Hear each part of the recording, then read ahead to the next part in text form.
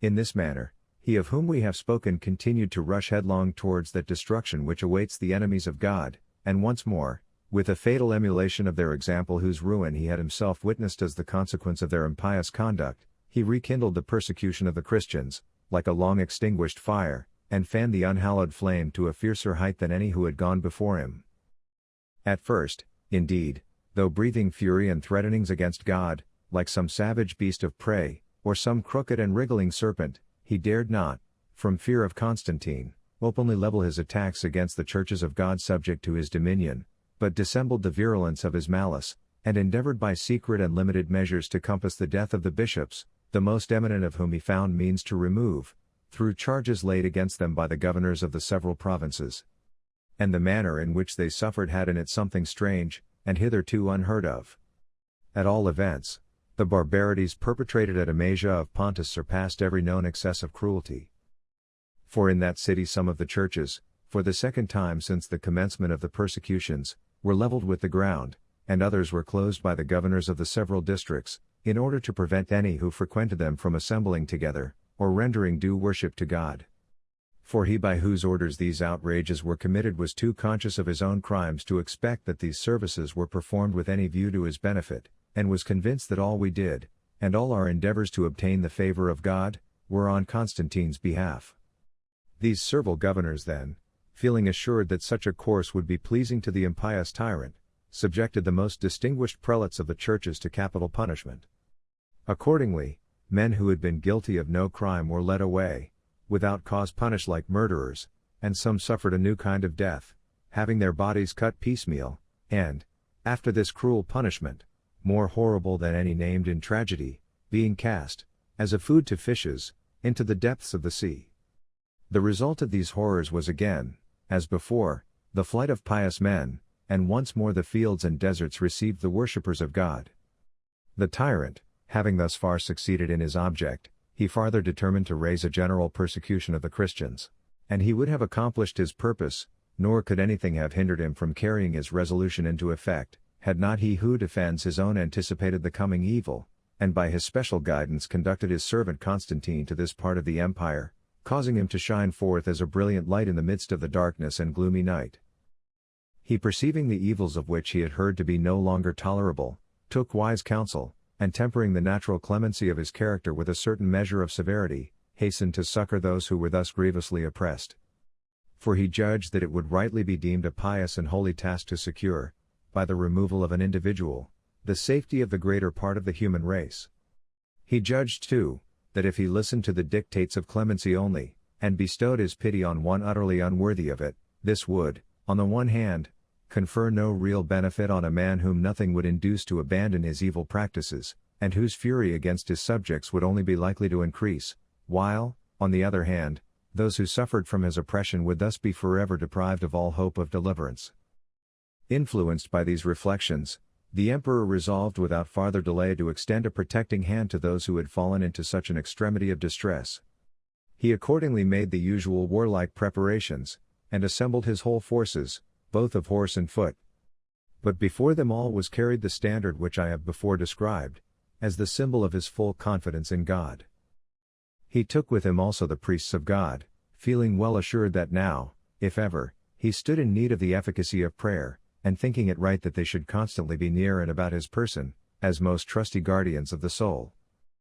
Now, as soon as the tyrant understood that Constantine's victories over his enemies were secured to him by no other means than the cooperation of God, and that the persons above alluded to were continually with him and about his person, and besides this, that the symbol of the salutary passion preceded both the emperor himself and his whole army, he regarded these precautions with ridicule, as might be expected, at the same time mocking and reviling the emperor with blasphemous words.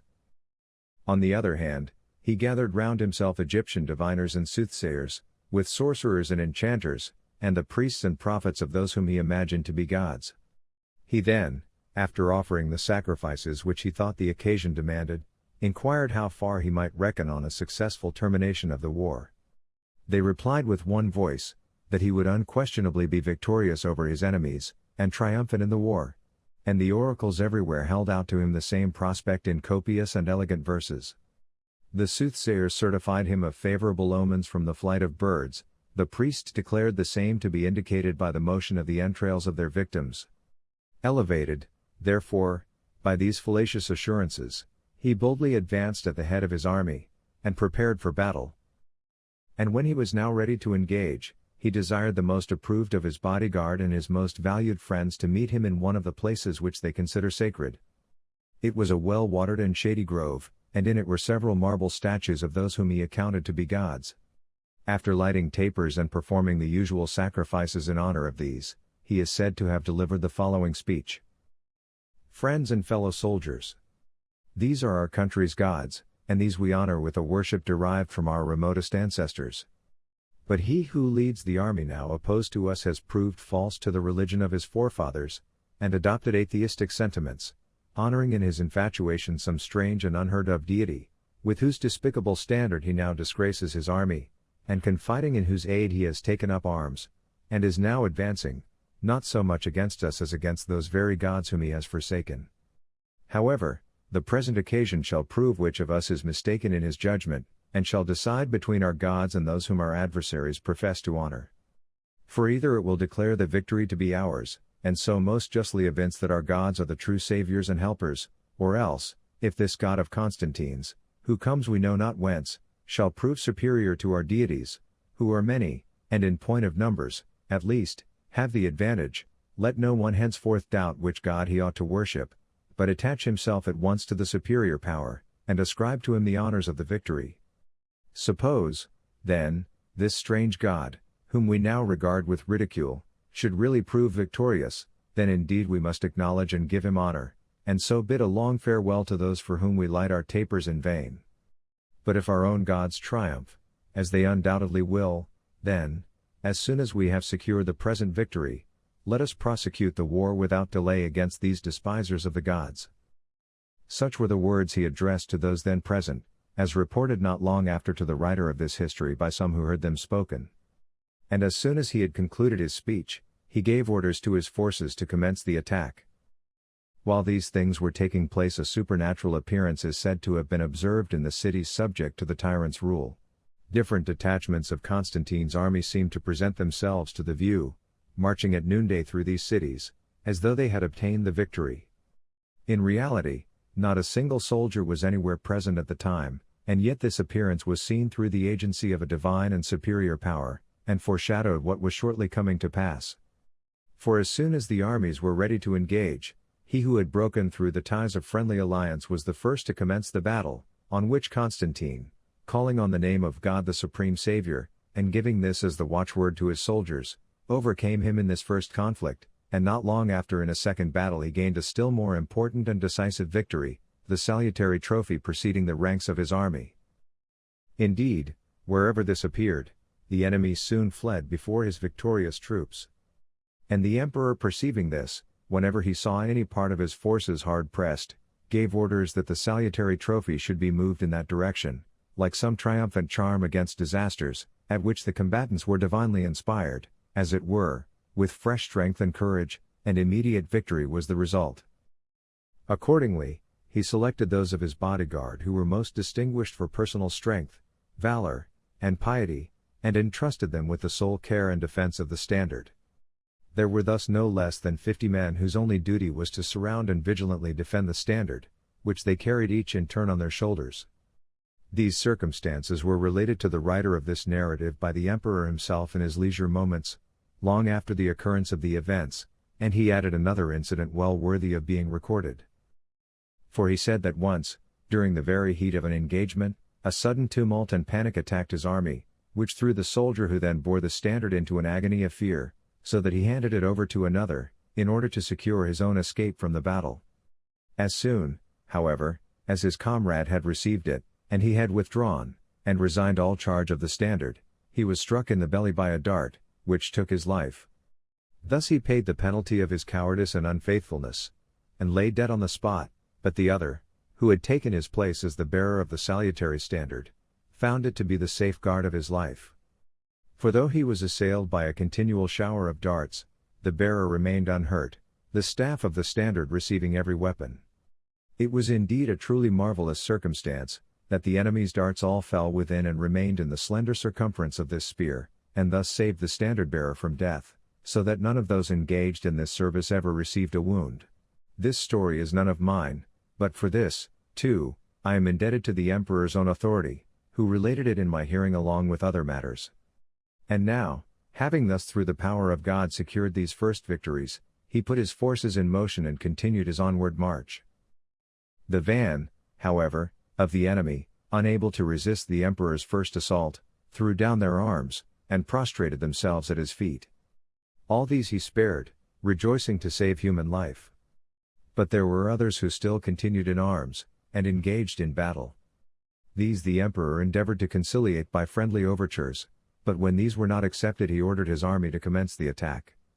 On this they immediately turned and betook themselves to flight, and some were overtaken and slain according to the laws of war, while others fell on each other in the confusion of their flight, and perished by the swords of their comrades.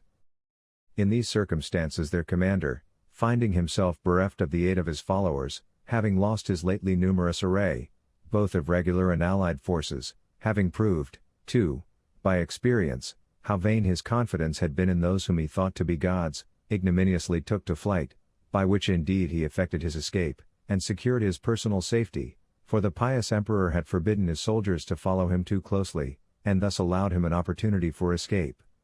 And this he did in the hope that he might hereafter, on conviction of the desperate state of his affairs, be induced to abandon his insane and presumptuous ambition, and return to sounder reason. So Constantine, in his excessive humanity, thought and was willing patiently to bear past injuries, and extend his forgiveness to one who so ill deserved it, but Licinius, far from renouncing his evil practices, still added crime to crime, and ventured on more daring atrocities than ever. Nay, once more tampering with the detestable arts of magic, he again was presumptuous, so that it might well be said of him, as it was of the Egyptian tyrant of old, that God had hardened his heart. But while Licinius, giving himself up to these impieties, rushed blindly towards the gulf of destruction, the emperor on the other hand, when he saw that he must meet his enemies in a second battle, devoted the intervening time to his Savior. He pitched the tabernacle of the cross outside and at a distance from his camp, and there passed his time in a pure and holy manner, offering up prayers to God, following thus the example of his ancient prophet, of whom the sacred oracles testify, that he pitched the tabernacle without the camp. He was attended only by a few, whose faith and pious devotion he highly esteemed, and this custom he continued to observe whenever he meditated an engagement with the enemy. For he was deliberate in his measures, the better to ensure safety, and desired in everything to be directed by divine counsel. And making earnest supplications to God, he was always honored after a little with a manifestation of his presence. And then, as if moved by a divine impulse, he would rush from the tabernacle, and suddenly give orders to his army to move at once without delay, and on the instant to draw their swords. On this they would immediately commence the attack, fight vigorously, so as with incredible celerity to secure the victory, and raise trophies of victory over their enemies. Thus the emperor and his army had long been accustomed to act, whenever there was a prospect of an engagement, for his God was ever present to his thoughts, and he desired to do everything according to his will, and conscientiously to avoid any one sacrifice of human life. He was anxious thus for the preservation not only of his own subjects, but even of his enemies. Accordingly he directed his victorious troops to spare the lives of their prisoners, admonishing them, as human beings, not to forget the claims of their common nature.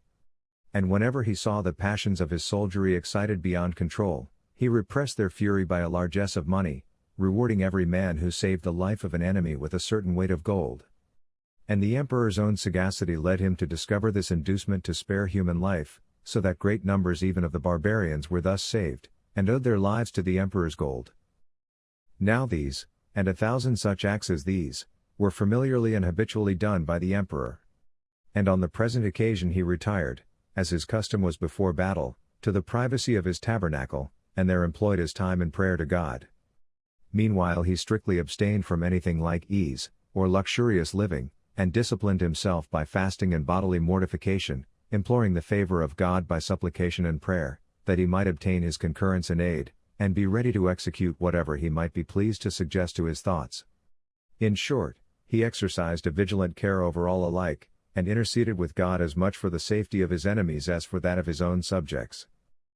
And inasmuch as he who had lately fled before him now dissembled his real sentiments, and again petitioned for a renewal of friendship and alliance, the emperor thought fit, on certain conditions, to grant his request, in the hope that such a measure might be expedient, and generally advantageous to the community. Licinius, however, while he pretended a ready submission to the terms prescribed, and attested his sincerity by oaths, at this very time was secretly engaged in collecting a military force, and again meditated war and strife, inviting even the barbarians to join his standard, and he began also to look about him for other gods, having been deceived by those in whom he had hitherto trusted.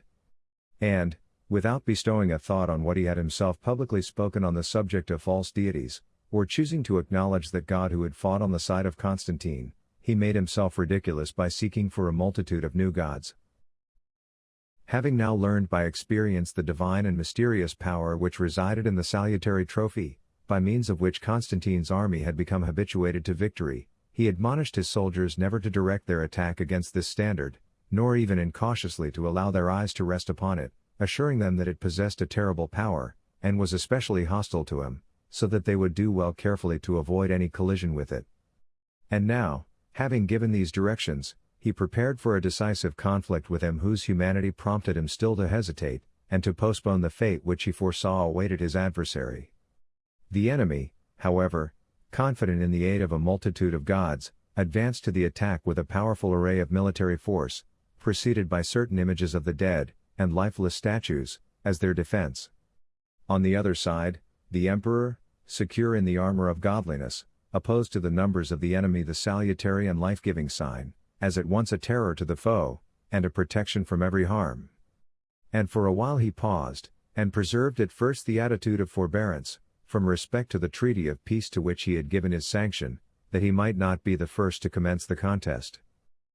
But as soon as he perceived that his adversaries persisted in their resolution, and were already drawing their swords, he gave free scope to his indignation, and by a single charge overthrew in a moment the entire body of the enemy, thus triumphing at once over them and their gods.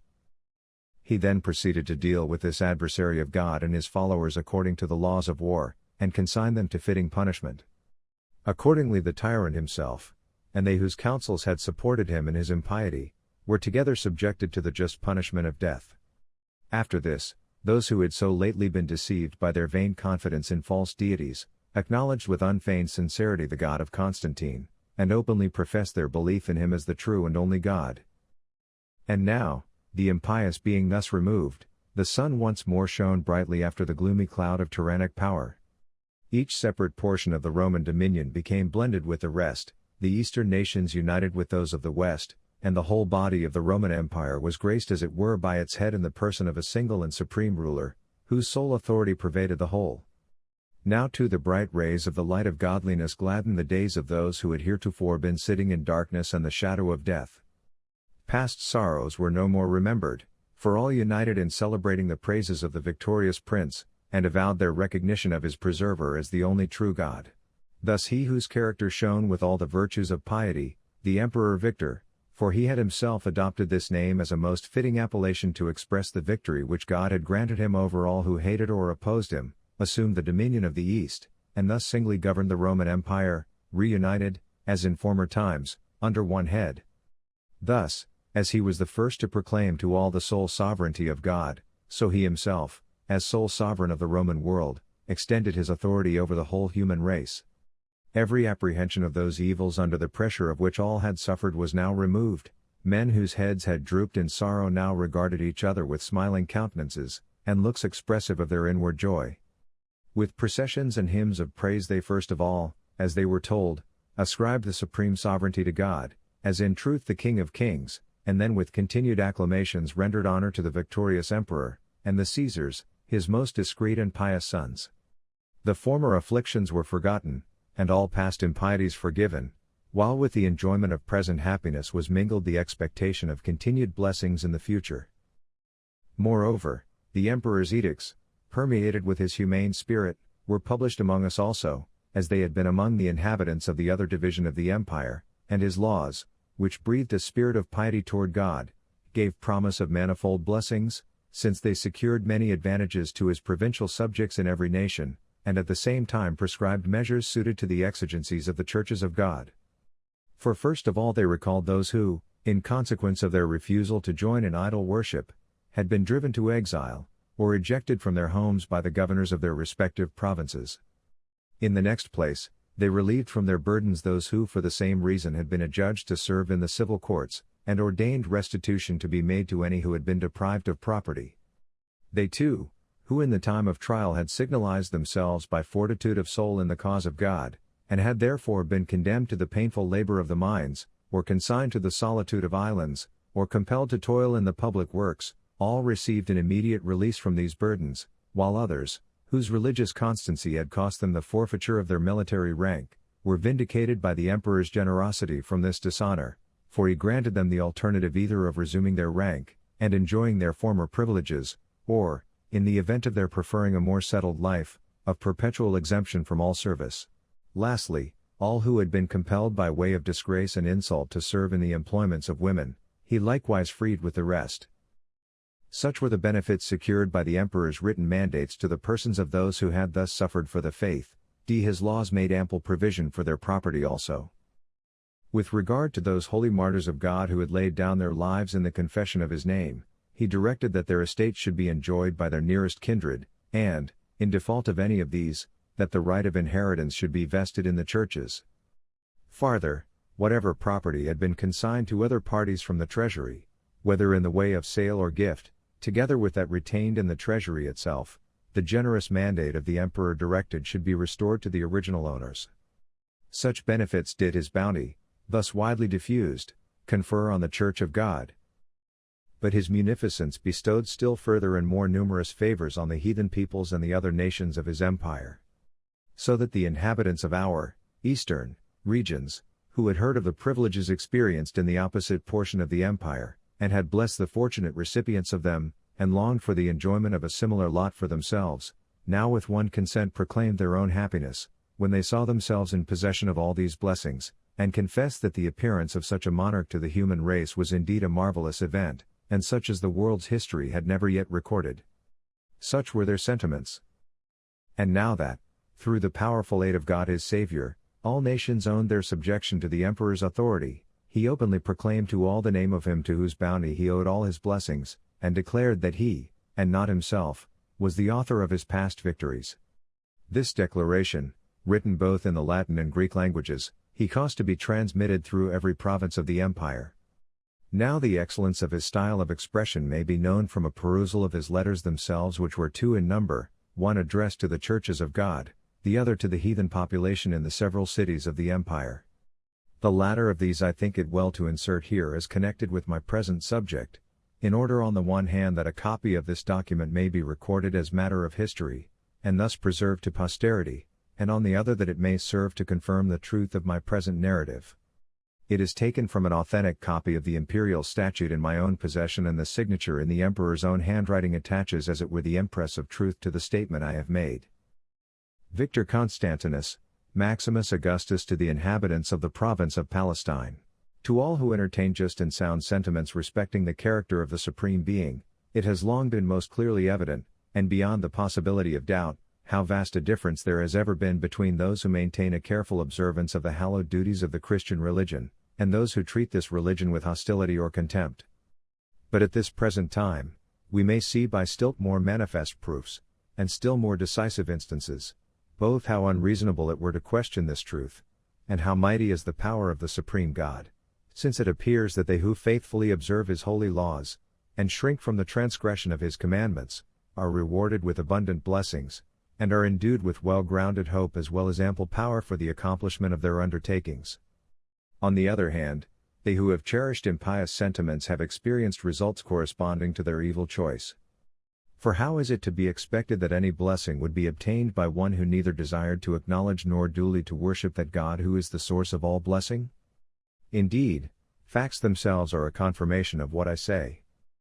For certainly anyone who will mentally retrace the course of events from the earliest period down to the present time, and will reflect on what has occurred in past ages, will find that all who have made justice and probity the basis of their conduct, have not only carried their undertakings to a successful issue, but have gathered, as it were, a store of sweet fruit as the produce of this pleasant root. Again, Whoever observes the career of those who have been bold in the practice of oppression or injustice, who have either directed their senseless fury against God Himself, or have conceived no kindly feelings towards their fellow men, but have dared to afflict them with exile, disgrace, confiscation, massacre, or other miseries of the like kind, and all this without any sense of compunction, or wish to direct thoughts to a better course, will find that such men have received a recompense proportioned to their crimes. And these are results which might naturally and reasonably be expected to ensue?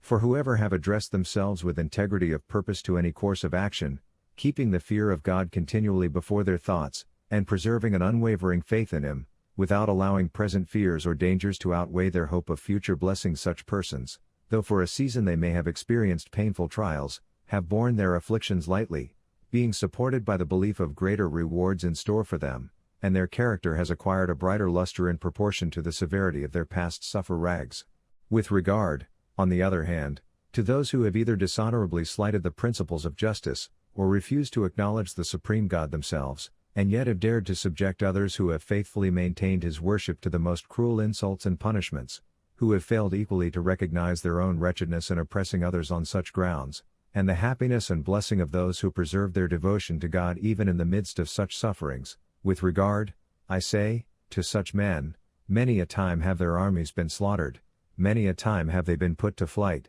and their warlike preparations have ended in total ruin and defeat. From the causes I have described, grievous wars arose, and destructive devastations. Hence followed a scarcity of the common necessaries of life, and a crowd of consequent miseries. Hence, too, the authors of these impieties have either met a disastrous death of extreme suffering, or have dragged out an ignominious existence, and confessed it to be worse than death itself, thus receiving as it were a measure of punishment proportioned to the heinousness of their crimes. For each experienced a degree of calamity according to the blind fury with which he had been led to combat, and as he thought, defeat the divine will, so that they not only felt the pressure of the ills of this present life, but were tormented also by a most lively apprehension of punishment in the future world. And now, with such a mass of impiety oppressing the human race, and the commonwealth in danger of being utterly destroyed, as if by the agency of some pestilential disease, and therefore needing powerful and effectual aid, what was the relief, and what the remedy which the divinity devised for these evils? And by divinity is meant the one who is alone and truly God, the possessor of almighty and eternal power, and surely it cannot be deemed arrogance in one who has received benefits from God, to acknowledge them in the loftiest terms of praise. I myself, then, was the instrument whose services He chose, and esteemed suited for the accomplishment of His will. Accordingly, beginning at the remote Britannic Ocean, and the regions where, according to the law of nature, the sun sinks beneath the horizon, through the aid of divine power I banished and utterly removed every form of evil which prevailed, in the hope that the human race, enlightened through my instrumentality, might be recalled to a due observance of the holy laws of God, and at the same time our most blessed faith might prosper under the guidance of His almighty hand. I said, under the guidance of His hand, for I would desire never to be forgetful of the gratitude due to His grace. Believing, therefore, that this most excellent service had been confided to me as a special gift, I proceeded as far as the regions of the East, which, being under the pressure of severer calamities, seemed to demand still more effectual remedies at my hands. At the same time I am most certainly persuaded that I myself owe my life, my every breath, in short, my very inmost and secret thoughts, entirely to the favor of the Supreme God. Now I am well aware that they who are sincere in the pursuit of the heavenly hope, and have fixed this hope in heaven itself as the peculiar and predominant principle of their lives, have no need to depend on human favor, but rather have enjoyed higher honors in proportion as they have separated themselves from the inferior and evil things of this earthly existence. Nevertheless I deem it incumbent on me to remove at once and most completely from all such persons the hard necessities laid upon them for a season, and the unjust inflictions under which they have suffered, though free from any guilt or just liability. For it would be strange indeed, that the fortitude and constancy of soul displayed by such men should be fully apparent during the reign of those whose first object it was to persecute them on account of their devotion to God, and yet that the glory of their character should not be more bright and blessed, under the administration of a prince who is His servant. Let all therefore who have exchanged their country for a foreign land, because they would not abandon that reverence and faith toward God to which they had devoted themselves with their whole hearts, and have in consequence at different times been subject to the cruel sentence of the courts, together with any who have been enrolled in the registers of the public courts though in time past exempt from such office, let these, I say, now render thanks to God the liberator of all, in that they are restored to their hereditary property, and their wonted tranquility. Let those also who have been despoiled of their goods, and have hitherto passed a wretched existence, mourning under the loss of all that they possessed, once more be restored to their former homes, their families, and estates, and receive with joy the bountiful kindness of God.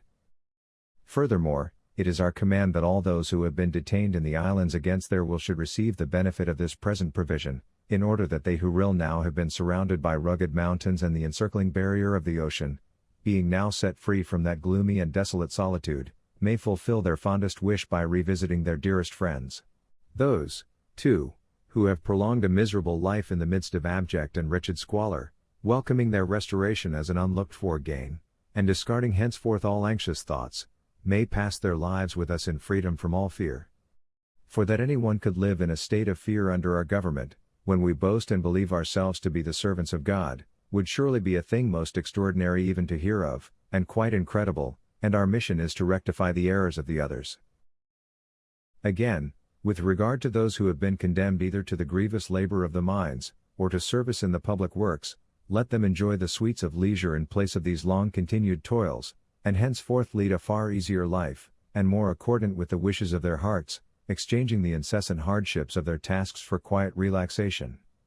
And if any have forfeited the common privilege of liberty, or have unhappily suffered dishonor, let them hasten back every one to the country of his nativity, and resume with becoming joy their former positions in society, from which they have been as it were separated by long residence abroad. Once more, with respect to those who had previously been preferred to any military distinction, of which they were afterwards deprived, for the cruel and unjust reason that they chose rather to acknowledge their allegiance to God than to retain the rank they held, we leave them perfect liberty of choice, either to occupy their former stations, should they be content again to engage in military service, or after an honorable discharge, to live in undisturbed tranquility. For it is fair and consistent that men who have displayed such magnanimity and fortitude in meeting the perils to which they have been exposed, should be allowed the choice either of enjoying peaceful leisure, or resuming their former rank. Lastly, if any have wrongfully been deprived of the privileges of noble lineage, and subjected to a judicial sentence which has consigned them to the women's apartments and to the linen making, there to undergo a cruel and miserable labor, or reduce them to servitude for the benefit of the public treasury, without any exemption on the ground of superior birth, let such persons, resuming the honors they had previously enjoyed, and their proper dignities, henceforward exult in the blessings of liberty, and lead a glad life. Let the free man, too, by some injustice and inhumanity, or even madness, made a slave, who has felt the sudden transition from liberty to bondage, and ofttimes bewailed his unwonted labors, return to his family once more a free man in virtue of this our ordinance, and seek those employments which befit a state of freedom, and let him dismiss from his remembrance those services which he found so oppressive, and which so ill became his condition. Nor must we omit to notice those estates of which individuals have been deprived on various pretenses. For if any of those who have engaged with dauntless and resolute determination in the noble and divine conflict of martyrdom have also been stripped of their fortunes, or if the same has been the lot of the confessors, who have won for themselves the hope of eternal treasures, or if the loss of property has befallen those who were driven from their native land because they would not yield to the persecutors, and betray their faith, lastly, if any who have escaped the sentence of death have yet been despoiled of their worldly goods, we ordain that the inheritances of all such persons be transferred to their nearest kindred. And whereas the laws expressly assign this right to those most nearly related, it will be easy to ascertain to whom these inheritances severally belong. And it is evidently reasonable that the succession in these cases should belong to those who would have stood in the place of nearest affinity, had the deceased experienced a natural death. But should there be no surviving relation to succeed in due course to the property of those above mentioned, I mean the martyrs, or confessors, or those who for some such cause have been banished from their native land, in such cases we ordain that the church locally nearest in each instance shall succeed to the inheritance. And surely it will be no wrong to the departed that that church should be their heir, for whose sake they have endured every extremity of suffering. We think it necessary to add this also, that in case any of the above-mentioned persons have donated any part of their property in the way of free gift, possession of such property shall be assured, as is reasonable, to those who have thus received it. And that there may be no obscurity in this our ordinance, but every one may readily apprehend its requirements, let all men hereby know that if they are now maintaining themselves in possession of a piece of land, or a house, or garden, or anything else which had appertained to the before-mentioned persons, it will be good and advantageous for them to acknowledge the fact, and make restitution with the least possible delay. On the other hand, although it should appear that some individuals have reaped abundant profits from this unjust possession, we do not consider that justice demands the restitution of such profits. They must, however, declare explicitly what amount of benefit they have thus derived, and from what sources, and entreat our pardon for this offense, in order that their past covetousness may in some measure be atoned for, and that the Supreme God may accept this compensation as a token of contrition, and be pleased graciously to pardon the sin. But it is possible that those who have become masters of such property, if it be right or possible to allow them such a title, will assure us by way of apology for their conduct, that it was not in their power to abstain from this appropriation at a time when a spectacle of misery in all its forms everywhere met the view, when men were cruelly driven from their homes, slaughtered without mercy, thrust forth without remorse, when the confiscation of the property of innocent persons was a common thing, and when persecutions and property seizures were unceasing. If any defend their conduct by such reasons as these, and still persist in their avaricious temper, they shall be made sensible that such a course will bring punishment on themselves, and all the more because this correction of evil is the very characteristic of our service to the Supreme God. So that it will henceforth be dangerous to retain what dire necessity may in time past have compelled men to take, especially because it is in any case incumbent on us to discourage covetous desires, both by persuasion, and by warning exampis. Nor shall the treasury itself, should it have any of the things we have spoken of, be permitted to keep them, but, without venturing as it were to raise its voice against the holy churches, it shall justly relinquish in their favor what it has for a time unjustly retained. We ordain, therefore, that all things whatsoever which shall appear righteously to belong to the churches, whether the property consist of houses or fields and gardens, or whatever the nature of it may be, shall be restored in their full value and integrity, and with undiminished right of possession. The tombs of martyrs and the cemeteries to be transferred to the possession of the churches. Again, with respect to those places which are honored in being the depositories of the remains of martyrs, and continue to be memorials of their glorious departure, how can we doubt that they rightly belong to the churches, or refrain from issuing our injunction to that effect? For surely there can be no better liberality, no labor more pleasing or profitable, than to be thus employed under the guidance of the divine Spirit, in order that those things which have been appropriated on false pretenses by unjust and wicked men, may be restored, as justice demands, and once more secured to the holy churches. And since it would be wrong in a provision intended to include all cases, to pass over those who have either procured any such property by right of purchase from the treasury, or have retained it when conveyed to them in the form of a gift, let all who have thus rashly indulged their insatiable thirst of gain be assured that, although by daring to make such purchases they have done all in their power to alienate our clemency from themselves, they shall nevertheless not fail of obtaining it, so far as is possible and consistent with propriety in each case. So much then is determined. And now, since it appears by the clearest and most convincing evidence, that the miseries which erewhile oppressed the entire human race are now banished from every part of the world, through the power of Almighty God, and at the same time the counsel and aid which He is pleased on many occasions to administer through our agency, it remains for all, both individually and unitedly, to observe and seriously consider how great this power and how efficacious this grace are, which have annihilated and utterly destroyed this generation, as I may call them, of most wicked and evil men, have restored joy to the good, and diffused it over all countries, and now guarantee the fullest authority both to honor the divine law as it should be honored, with all reverence, and pay due observance to those who have dedicated themselves to the service of that law.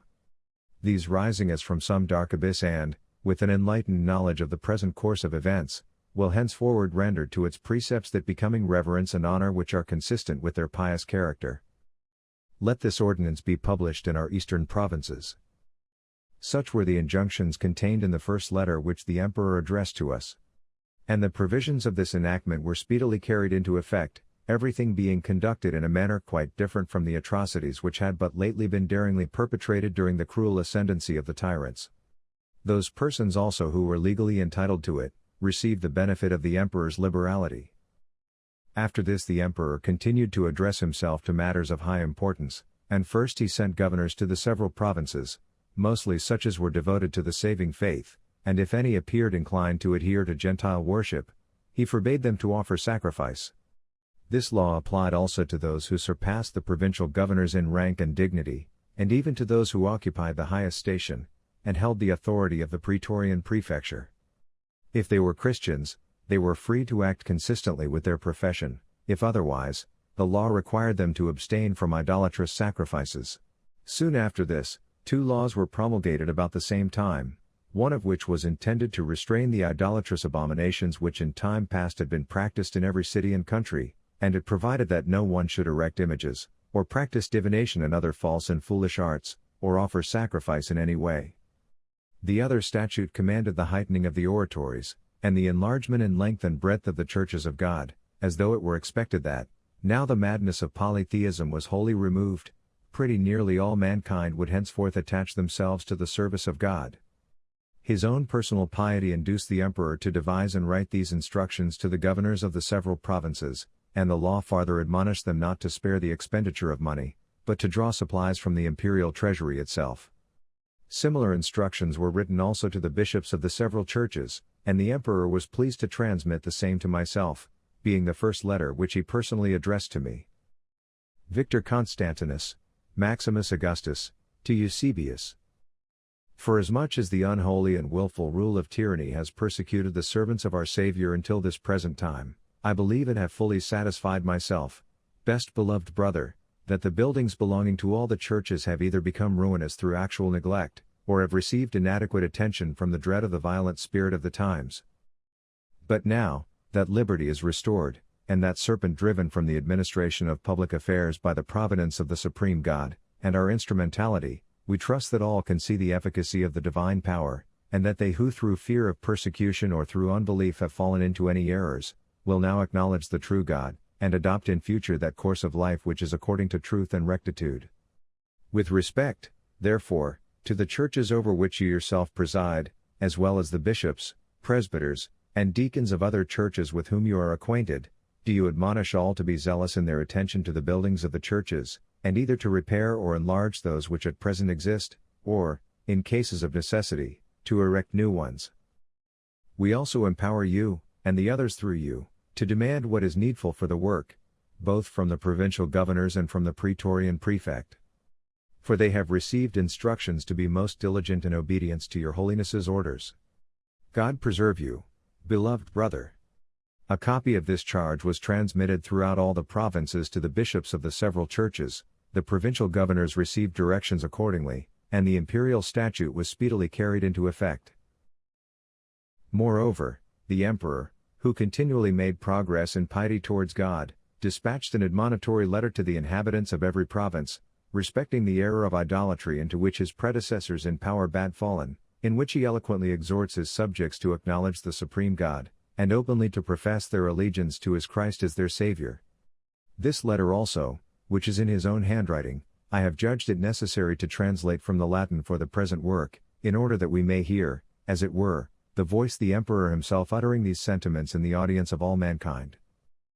Victor Constantinus, Maximus Augustus, to the people of the eastern provinces.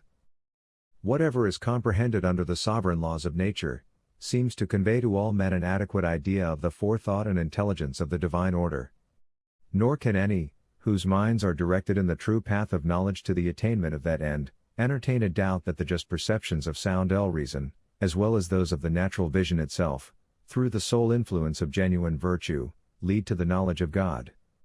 Accordingly, no wise man will ever be surprised when he sees the mass of mankind influenced by opposite sentiments.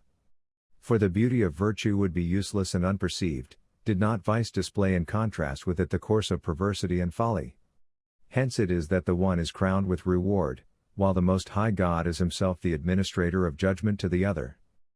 And now I will endeavor to lay before you all as explicitly as possible, the nature of my own hopes of future happiness. The former emperors I have been accustomed to regard as those with whom I could have no sympathy, on account of the savage cruelty of their character. Indeed, my father was the only one who uniformly practiced the duties of humanity, and with admirable piety called for the blessing of God the Father on all his actions, but the rest, unsound in mind, were more zealous of cruel than gentle measures, and this disposition they indulged without restraint, and thus persecuted the true doctrine during the whole period of their reign. Nay, so violent did their malicious fury become, that in the midst of a profound peace, as regards both the religious and ordinary interests of men, they kindled, as it were, the flames of a civil war. About that time it is said that Apollo spoke from a deep and gloomy cavern, and through the medium of no human voice, and declared that the righteous men on earth were a bar to his speaking the truth, and accordingly that the oracles from the tripod were fallacious. Hence it was that he suffered his tresses to droop in token of grief, and mourned the evils which the loss of the oracular spirit would entail on mankind. But let us mark the consequences of this. I call now on thee, Most High God, to witness that, when young, I heard him who at that time was chief among the Roman emperors, unhappy, truly unhappy as he was, and laboring under mental delusion, make earnest inquiry of his attendants as to who these righteous ones on earth were, and that one of the pagan priests then present replied that they were doubtless the Christians. This answer he eagerly received, like some honeyed draught, and unsheathed the sword which was ordained for the punishment of crime, against those whose holiness was beyond reproach. Immediately, therefore, he issued those sanguinary edicts, traced, if I may so express myself, with a sword's point dipped in blood, at the same time commanding his judges to tax their ingenuity for the invention of new and more terrible punishments. Then, indeed, one might see with what arrogance those venerable worshippers of God were daily exposed, with continued and relentless cruelty, to outrages of the most grievous kind, and how that modesty of character which no enemy had ever treated with disrespect, became the mere sport of their infuriated fellow citizens. Is there any punishment by fire, are there any tortures or forms of torment, which were not applied to all, without distinction of age or sex? Then, it may be truly said, the earth shed tears, the all-encircling compass of heaven mourned because of the pollution of blood, and the very light of day itself was darkened in grief at the spectacle. But what is the consequence of this? Why, the barbarians themselves may boast now of the contrast their conduct presents to these cruel deeds, for they received and kept in gentlest captivity those who then fled from amongst us, and secured to them not merely safety from danger, but also the free exercise of their holy religion. And now the Roman people bear that lasting stain which the Christians, at that time driven from the Roman world, and taking refuge with the barbarians, have branded on them. But why need I longer dwell on these lamentable events, and the general sorrow which in consequence pervaded the world? The perpetrators of this dreadful guilt are now no more, they have experienced a miserable end, and are consigned to unceasing punishment in the depths of the lower world. They encountered each other in civil strife, and have left neither name nor race behind. And surely this calamity would never have befallen them, had not that impious deliverance of the Pythian oracle exercised a delusive power over them. And now I beseech thee, most mighty God, to be merciful and gracious to thine eastern nations, to thy people in these provinces, worn as they are by protracted miseries, and grant them healing through thy servant. Not without cause, O holy God, do I prefer this prayer to thee, the Lord of all. Under thy guidance have I devised and accomplished measures fraught with blessings, preceded by thy sacred sign I have led thy armies to victory, and still, on each occasion of public danger, I follow the same symbol of thy perfections while advancing to meet the foe. Therefore have I dedicated to thy service a soul duly attempered by love and fear. For thy name I truly love, while I regard with reverence that power of which thou hast given abundant proofs, to the confirmation and increase of my faith. I hasten, then, to devote all my powers to the restoration of thy most holy dwelling place, which those profane and impious men have defiled by the contamination of violence. My own desire is, for the common good of the world and the advantage of all mankind, that thy people should enjoy a life of peace and undisturbed concord. Let those, therefore, who still delight in error, be made welcome to the same degree of peace and tranquility which they have who believe. For it may be that this restoration of equal privileges to all will prevail to lead them into the straight path. Let no one molest another, but let every one do as his soul desires. Only let men of sound judgment be assured of this, that those only can live a life of holiness and purity, whom thou callest to a reliance on thy holy laws. With regard to those who will hold themselves aloof from us, let them have, if they please, their temples of lies, we have the glorious edifice of thy truth, which thou hast given us as our native home. We pray, however, that they too may receive the same blessing, and thus experience that heartfelt joy which unity of sentiment inspires. And truly our worship is no new or recent thing, but one which thou hast ordained for thine own due honor, from the time when, as we believe, this system of the universe was first established. And, although mankind have deeply fallen, and have been seduced by manifold errors, yet hast thou revealed a pure light in the person of thy Son, that the power of evil should not utterly prevail, and hast thus given testimony to all men concerning thyself. The truth of this is assured to us by thy works. It is thy power which removes our guilt, and makes us faithful. The sun and the moon have their settled course. The stars move in no uncertain orbits round this terrestrial globe. The revolution of the seasons recurs according to unerring laws. The solid fabric of the earth was established by thy word, the winds receive their impulse at appointed times, and the course of the waters continues with ceaseless flow. The ocean is circumscribed by an immovable barrier, and whatever is comprehended within the compass of earth and sea, is all contrived for wondrous and important ends. Were it not so, were not all regulated by the determination of thy will, so great a diversity, so manifold a division of power, would unquestionably have brought ruin on the whole race and its affairs. For those agencies which have maintained a mutual strife would thus have carried to a more deadly length that hostility against the human race which they even now exercise, though unseen by mortal eyes. Abundant thanks, most mighty God, and Lord of all, be rendered to thee, that, by so much as our nature becomes known from the diversified pursuits of man, by so much the more are the precepts of thy divine doctrine confirmed to those whose thoughts are directed aright, and who are sincerely devoted to true virtue. As for those who will not allow themselves to be cured of their error, let them not attribute this to any but themselves.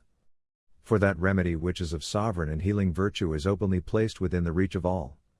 Only let not any one inflict an injury on that religion which experience itself testifies to be pure and undefiled. Henceforward, therefore, let us all enjoy in common the privilege placed within our reach, I mean the blessing of peace, endeavoring to keep our conscience pure from all that is contrary. Once more, let none use that to the detriment of another which he may himself have received on conviction of its truth, but let every one, if it be possible, apply what he has understood and known to the benefit of his neighbor. If otherwise, let him relinquish the attempt. For it is one thing voluntarily to undertake the conflict for immortality, another to compel others to do so from the fear of punishment. These are our words, and we have enlarged on these topics more than our ordinary clemency would have dictated, because we were unwilling to dissemble or be false to the true faith, and the more so, since we understand there are some who say that the rites of the heathen temples, and the power of darkness, have been entirely removed. We should indeed have earnestly recommended such removal to all men, were it not that the rebellious spirit of those wicked errors still continues obstinately fixed in the minds of some, so as to discourage the hope of any general restoration of mankind to the ways of truth. In this manner the emperor, like a powerful herald of God, addressed himself by his own letter to all the provinces, at the same time warning his subjects against superstitious error, and encouraging them in the pursuit of true godliness. But in the midst of his joyful anticipations of the success of this measure, he received tidings of a most serious disturbance which had invaded the peace of the Church. This intelligence he heard with deep concern, and at once endeavored to devise a remedy for the evil. The origin of this disturbance may be thus described. The people of God were in a truly flourishing state, and abounding in the practice of good works. No terror from without assailed them, but a bright and most profound peace, through the favor of God, encompassed his church on every side. Meantime, however, the spirit of envy was watching to destroy our blessings, which at first crept in unperceived, but soon reveled in the midst of the assemblies of the saints. At length it reached the bishops themselves, and arrayed them in angry hostility against each other, on pretense of a jealous regard for the doctrines of divine truth. Hence it was that a mighty fire was kindled as it were from a little spark, and which, originating in the first instance in the Alexandrian Church, overspread the whole of Egypt and Libya, and the further Thebaid. Eventually it extended its ravages to the other provinces and cities of the empire, so that not only the prelates of the churches might be seen encountering each other in the strife of words, but the people themselves were completely divided, some adhering to one faction and others to another. Nay, so notorious did the scandal of these proceedings become, that the sacred matters of inspired teaching were exposed to the most shameful ridicule in the very theaters of the unbelievers.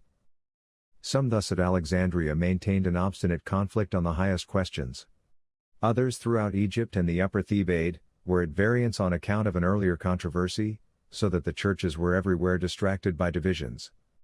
The body therefore being thus diseased, the whole of Libya caught the contagion, and the rest of the remoter provinces became affected with the same disorder. For the disputants at Alexandria sent emissaries to the bishops of the several provinces, who accordingly ranged themselves as partisans on either side, and shared in the same spirit of discord. As soon as the emperor was informed of these facts, which he heard with much sorrow of heart, considering them in the light of a calamity personally affecting himself, he forthwith selected from the Christians in his train one whom he well knew to be approved for the sobriety and genuineness of his faith, and who had before this time distinguished himself by the boldness of his religious profession, and sent him to negotiate peace between the dissentient parties at Alexandria. He also made him the bearer of a most needful and appropriate letter to the original movers of the strife, and this letter, as exhibiting a specimen of his watchful care over God's people, it may be well to introduce into this our narrative of his life. Its purport was as follows. Victor Constantinus, Maximus Augustus, to Alexander and Arius. I call that God to witness, as well I may, who is the helper of my endeavors, and the preserver of all men, that I had a twofold reason for undertaking that duty which I have now performed. My design then was, first, to bring the diverse judgments formed by all nations respecting the deity to a condition, as it were, of settled uniformity, and, secondly, to restore to health the system of the world, then suffering under the malignant power of a grievous distemper. Keeping these objects in view, I sought to accomplish the one by the secret eye of thought, while the other I tried to rectify by the power of military authority. For I was aware that, if I should succeed in establishing, according to my hopes, a common harmony of sentiment among all the servants of God, the general course of affairs would also experience a change correspondent to the pious desires of them all. Finding, then, that the whole of Africa was pervaded by an intolerable spirit of mad folly, through the influence of those who with heedless frivolity had presumed to rend the religion of the people into diverse sects, I was anxious to check this disorder, and could discover no other remedy equal to the occasion, except in sending some of yourselves to aid in restoring mutual harmony among the disputants, after I had removed that common enemy of mankind who had interposed his lawless sentence for the prohibition of your holy synods. For since the power of divine light, and the law of sacred worship, which, proceeding in the first instance, through the favor of God, from the bosom, as it were, of the East, have illumined the world, by their sacred radiance, I naturally believed that you would be the first to promote the salvation of other nations, and resolved with all energy of thought and diligence of inquiry to seek your aid. As soon, therefore, as I had secured my decisive victory and unquestionable triumph over my enemies, my first inquiry was concerning that object which I felt to be of paramount interest and importance. But, O glorious providence of God! How deep a wound did not my ears only, but my very heart receive in the report that divisions existed among yourselves more grievous still than those which continued in that country, so that you, through whose aid I had hoped to procure a remedy for the errors of others, are in a state which needs healing even more than theirs.